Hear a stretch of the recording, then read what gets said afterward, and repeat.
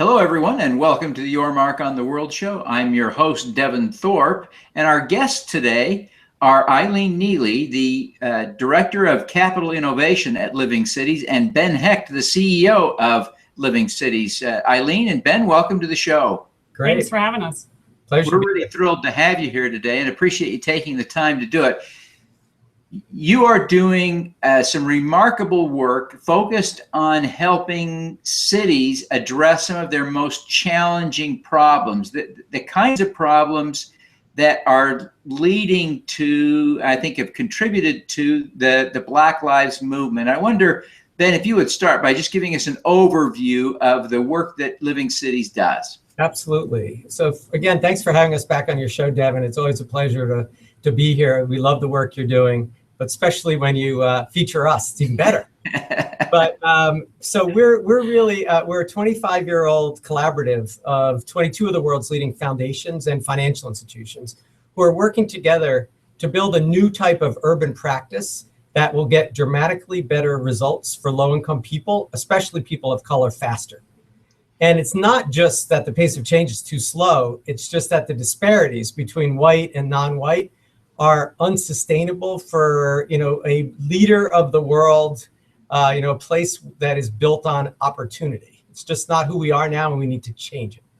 Yeah, it is frustrating that we are seeing that sort of social mobility seems to be lower, according to some data I've seen in the United States, than in Europe, even though that is sort of a hallmark of our values. Correct. In America, that people aren't destined to live out the lives that their parents did necessarily, and yet that factually seems to be less true. Yep. So it's scary. Eileen, one of the initiatives that you work on is Pay for Success, which really appears to be a potent weapon in the arsenal that you've created. Tell us a little bit about Pay for Success and how it's working. So Pay for Success is really a combination of two distinct concepts. One is a contract, a performance-based contract between governments and a service provider, where the government agrees to pay when certain outcomes are produced. This is very different than a traditional government contract, which agrees to pay for services provided as opposed to the outcomes. So that's the first really important piece. And then the second piece is a financing mechanism, which provides the upfront capital that allows the service provider to provide the services for which the outcomes are produced. So when you combine that performance-based contract with a financing mechanism, you get Pay for Success. And it is a really exciting innovation, and we're seeing now just beginning really to see some of the fruits of some of the early programs that were tested and started 4 and 5 years ago. What are you seeing in the Pay for Success marketplace in terms of successes? Well, I think two that we're seeing a lot of successes, but I would say two that we're seeing already is one came out of the Rikers Island, New York City transaction, which a year into it, the outcomes were showing that the services being provided as they were provided were not producing results. And as a result of this finding, the program was shut down. And so the program itself was found to not produce the outcomes we were looking for, which is really depressing. But the exciting thing about the financing mechanism is that ineffectual program was shut down. That never happens with government programs. So that was one that was really exciting. And the second one is not quite as public as that one was, which is some results that we're seeing from the Massachusetts juvenile justice Pay for Success. So early on in this Pay for Success, there were problems getting referrals from the state to the service provider. And immediately, within 3 weeks of the launch of this program, the service provider was raising their hand and saying, we need more referrals if we're going to be successful. This really forced the hand of the state to step up their game. And if that was a traditional grant-funded program, when the service provider raised their hand and said, we have a problem, the funder would have said, oh, just put it in your grant report. And that would have been the end of it. We would have kept funding it and kept funding it. And so with the financial incentives all aligned among all the players, the investors, the government, the service provider, it was all hands on deck to solve that problem before it became the downfall of the program. That is exciting evidence of the power of the program. Ben, I want to just come back to you for a minute and put this into a little broader context. Give us a sense of some of the other things that Living Cities is doing and how they complement Pay for Success efforts. Yes. So, we're excited about the Pay for Success for a couple of reasons that aren't just about the mechanism itself. So, for example, what it's doing is creating really a movement at the government level, local and state in particular, who are saying we need to focus on results, like Eileen said, and we really can, and we actually control the money, so we could demand it.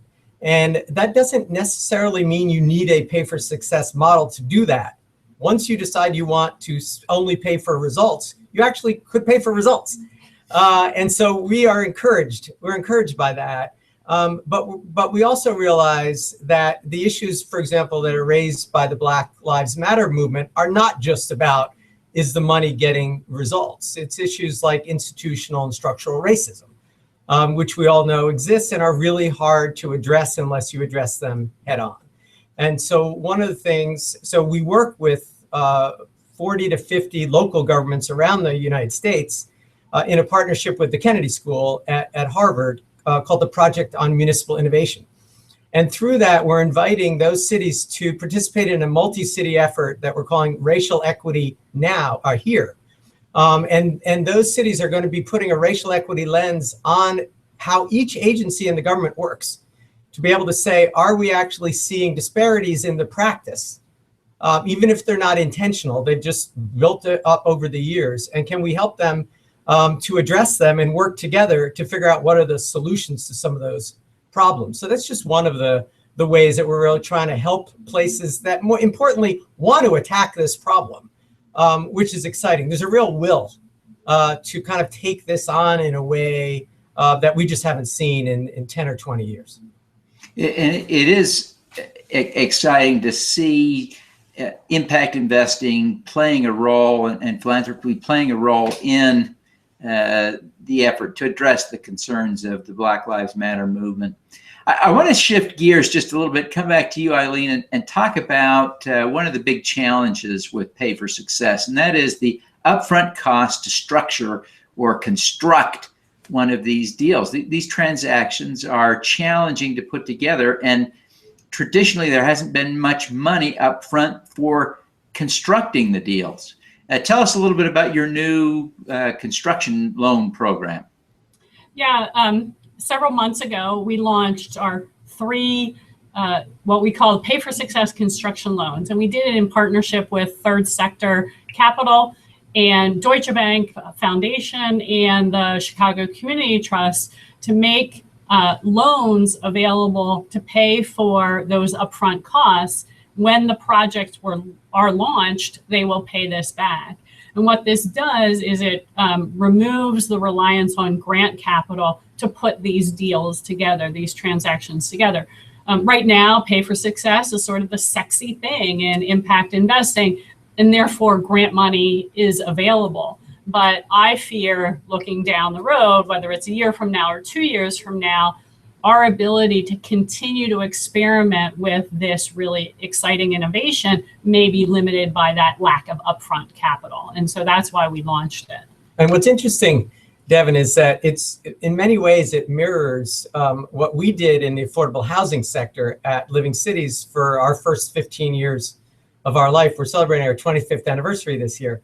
But for our first 15 years, we actually helped to get out almost $500 million worth of construction loans or pre-development loans to help build the affordable housing industry. And in many ways, what we've learned from that, very much we are applying to this emerging field. Oh, that's great. And it is exciting. And it's easy to see how, even if the grant money doesn't go away, if the trend continues to build, the grant money won't be adequate to fund all of the deals. So it is important to create new funding mechanisms. And Can I add one more thing to that, Devin? Please. So our goal, we are a pretty small organization, so we couldn't ever hope to fund all the upfront costs needed of the 50 some odd deals that are happening. But when we did 3 loans, the Sorensen Foundation saw what we were doing in Salt Lake County, and they replicated it. And so already we're seeing a replication of what we're doing. And that's really our goal, is we hope that everything we do will be picked up by someone else to repeat when it's found to work. And that's what we mean by the new urban practice when we talk about it, is that there should be a new set of practices, not that they're living cities practices, but they're the new way of the new normal. And when we see that happen with the Sorensen family, that's exactly what we're talking about. Yeah. Well, Jim is a fantastic Utahn, and we're proud to have him here. Let's talk a little bit about this construction cost issue, because the loans are only a part of the solution. These deals, in part because they're new, in part because they're innovative, but in part because they are inherently complex with so many parties, funders, investors, program managers, and then the people who actually do the construction of the deals. They're intermediaries, a lot of parties. How do you ultimately reduce those costs in the long run? Replication. So we all talk about, these high upfront costs. Well, if we look at, going back to the affordable housing industry, if we look at some of the early low-income housing tax credits, their upfront costs were equally high. And their legal costs especially continue to be high. You could say the same for new market tax credits. What's different with both of those programs than Pay for Success is that both of those programs had parameters laid out for them by the federal government. So far, the federal government has not made that same sort of commitment to Pay for Success, although the Obama administration has clearly made a commitment, but not in the same systematic way as with both of those tax credit programs. And so until we settle on a model or a structure, I think we're still going to see those costs be high. It's not to say it's not worth trying to get them down, but one of the big costs is developing the evidence base that's needed to support the Pay for Success. And had we built the evidence for years, the cost wouldn't be so high.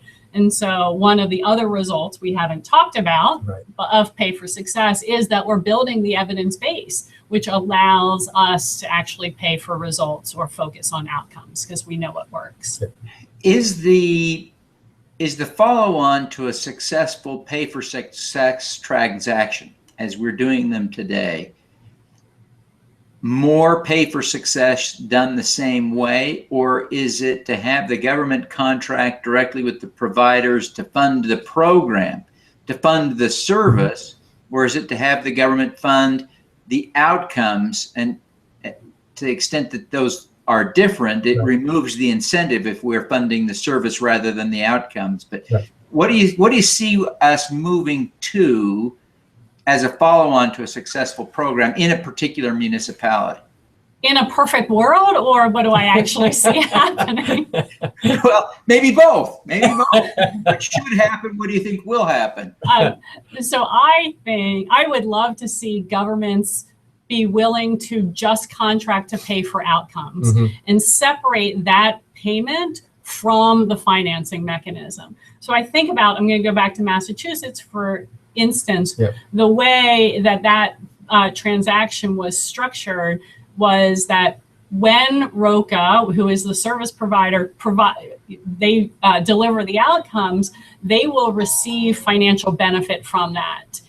So they're taking some risk, and as a result, they're going to get some financial rewards when they are successful. And so what ideally that will allow ROCA to do is not have to, quote unquote, borrow money to deliver the service, because now they have their own money to be able to deliver the service.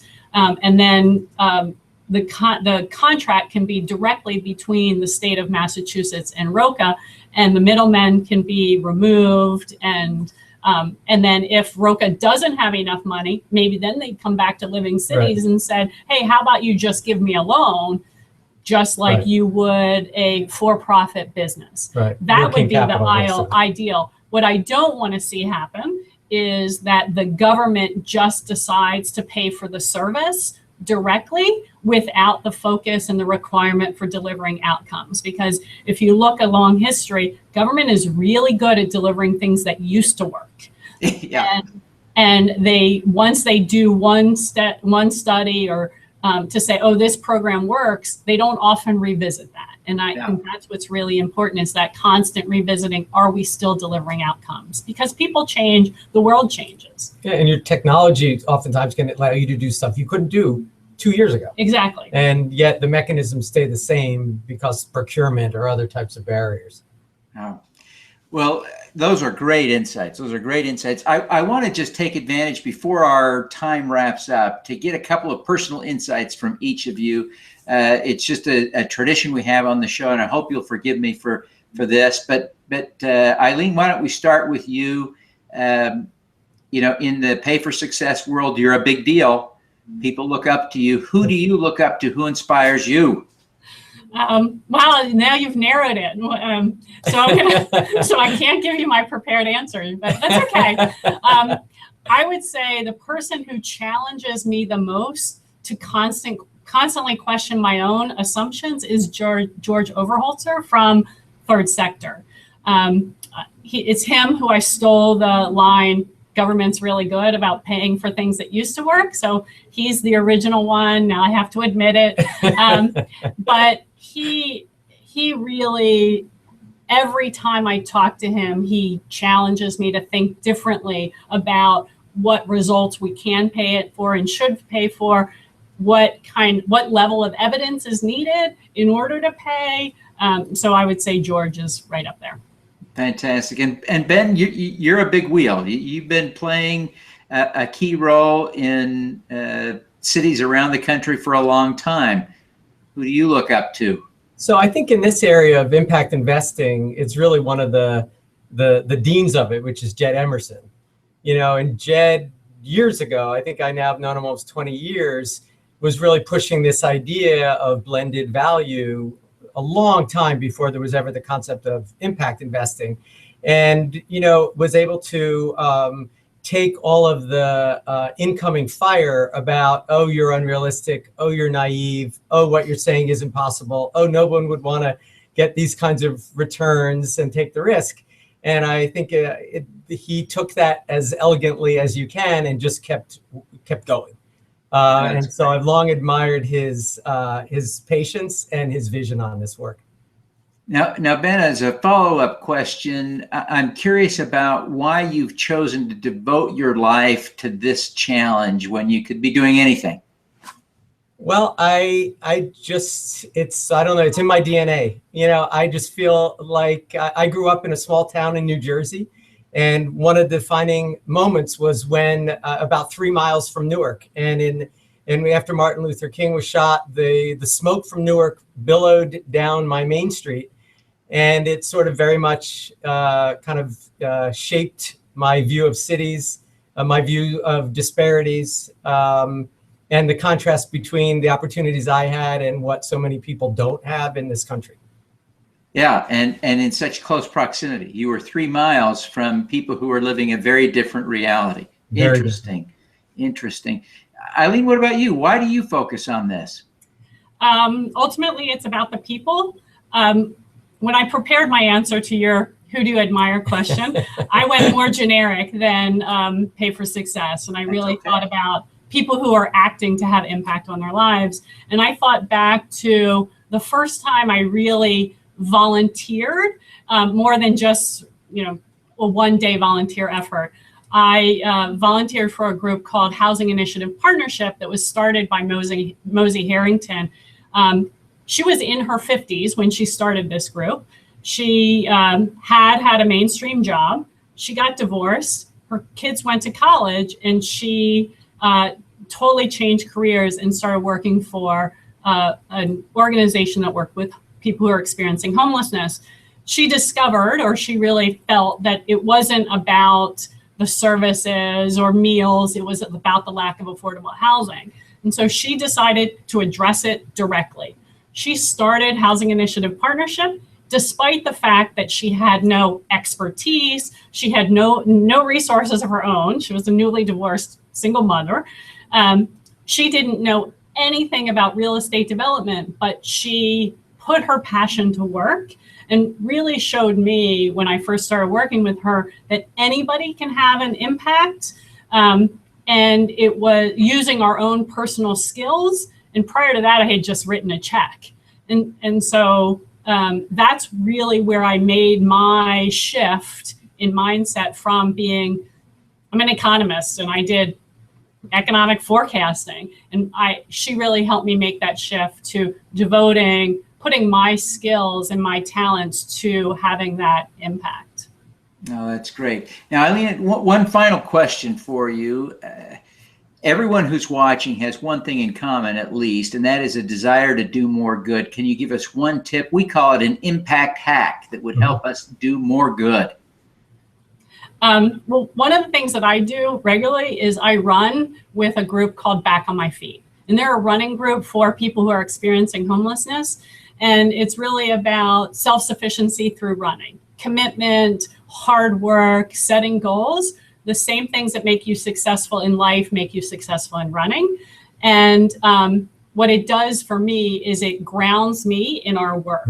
And it reminds me every day that it's not about the money, it's not about the fancy programs, it's ultimately about the people. And that brings me back when work becomes a drudge to why we work so hard every day. Oh, that's great. I love that. I absolutely love that. Ben, what about you? What's your impact hack for us? Well, one of our board members, Audrey Choi from Morgan Stanley, just did a TED Talk in November, and which I would encourage people to watch.